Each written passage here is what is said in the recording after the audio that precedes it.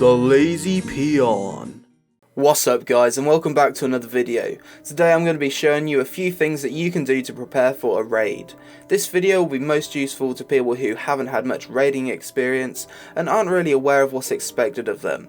Please note that nothing of what I mention in this video really applies to LFR raiding, it's more for normal mode and higher difficulties. First we're going to look at some things that you should bring with you to your raid. Flasks. In Warlords of Draenor you'll be expected to bring flasks to your raids when raiding normal mode or higher, as they'll give you a significant increase to your DPS and HPS. You can get greater Dranic flasks to buff your intellect, strength, agility or stamina at a cost of 10 to 25 gold depending on your realm, which is kinda cheap considering the buff persists through death. If you're on a budget you can just get the standard Dranic flasks for 2 to 7 gold on the auction house. You should always bring flasks to your raids, as if someone notices you don't have them, there's a good chance you'll be called out for it.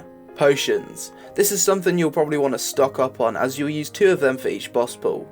Potions increase your primary stat by 1000, giving you a big increase in DPS, healing and damage reduction if you're a tank. At the start of the fight you'll need to do something called pre-potting, which basically means to use your potion just before the boss is pulled by the tank. Pre-potting enables you to use another potion during the fight, as you already had the buff stats before the encounter started. Usually in a raid group the tank will initiate a countdown to when he'll pull the boss. This countdown is for players to pre-pot and for Death Knights to summon their army of the dead. You should pre-pot when the countdown's on 1 or 2 to maximise the duration of your potion. As a resto druid I use a Dranic intellect potion just before the boss pull for increased healing.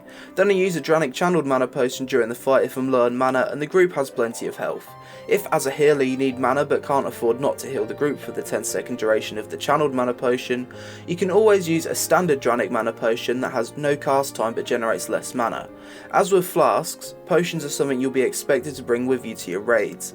Luckily they're not too expensive, ranging from 1 to 4 gold each. Savage Feast. This is something that you're not required to bring, but it's something that I always bring to not hold up the raid in case I'm late and need to get the well fed buff.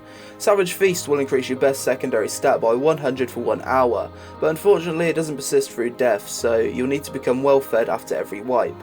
9 times out of 10 the raid leader will be the guy laying down the feast, but it's always good to be prepared just in case. Healing Tonics. Healing tonics share their cooldown with health stones and shieldtronic shields, but are the most effective in terms of raw healing output. They're kind of expensive on the auction house for my server, ranging from 8 to 13 gold each, but they may save you from dying, so I guess that makes them worth it. Again, if you work into a budget, you can just get the shieldtronic shields that absorb 52,000 damage and last for 15 seconds, for the price of 50 silver to 2 gold each. Tome of the Clear Mind. I'd definitely recommend bringing a stack of these to your raid nights, as some talents are better than others for different encounters, so having the ability to swap your talents around depending on the fight can be extremely useful. Augment runes. These drop from LFR bosses and are basically in the game as an incentive for players that raid higher levels of raiding to run through LFR. Augment runes give you a plus 50 buff to your primary stat and stack with flasks.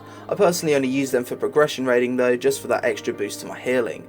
You can buy them off the auction house for 30 to 70 gold each, but this is rather expensive as they don't persist through death.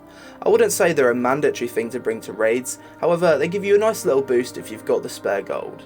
Gems and enchants. Before raiding it's always a good idea to make sure your gear is gemmed and enchanted to maximise your character's stats. Now I understand that some enchants in Warlords are ridiculously expensive, so I'd recommend just going for the cheaper alternative unless you get a piece of gear that you won't be replacing for a long time. Next we're going to talk about a few things you can do before the raid to help things run smoothly. Research the boss fights. This is something you should always do before a raid, because turning up and saying I don't know the tactics will piss the group off and probably result in a kick. I'd recommend checking out a YouTube channel called Fatboss TV for your raid guides, as they explain fight mechanics in an easy to understand format and tell you what you should be doing depending on your role. Always do a little bit of research. Install deadly boss mods or big wigs. These add-ons are boss mods and will help you out so much when raiding. They give you timers to track bosses' abilities, a range radar for moving away from things, and alerts when something's about to happen.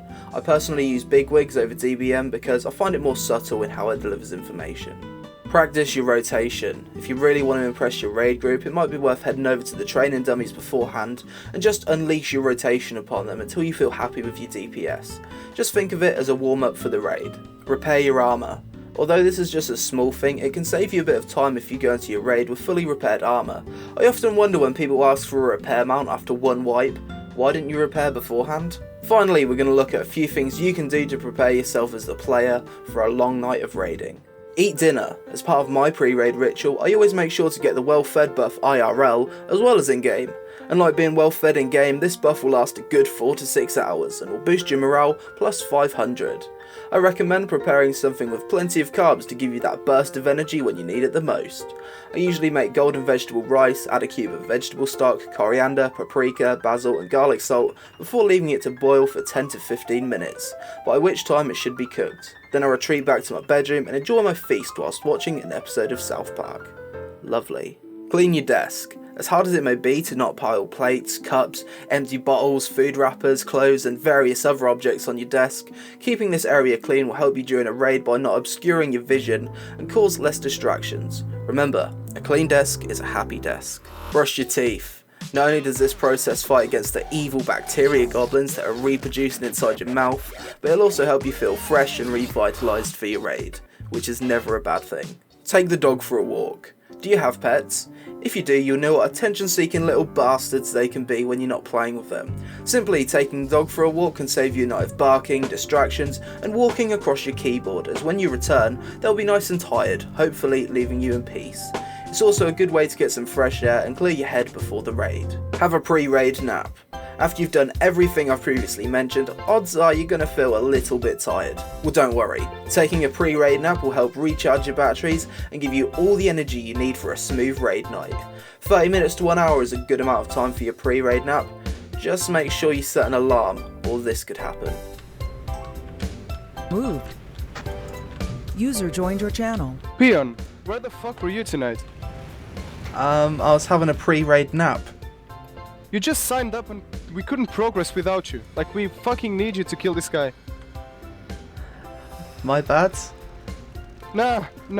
I'm afraid that's not good enough. I will guilt kick you now. No, what? Yeah, it has to be then, man. So that's it for this video, guys. I hope some of you will find it useful. If there's anything you do to prepare for a raid that I haven't mentioned yet, I'd love to hear about it in the comments. If you enjoyed this video, please like and subscribe to my channel for more variety World of Warcraft content. Thanks for watching, and I'll see you next time.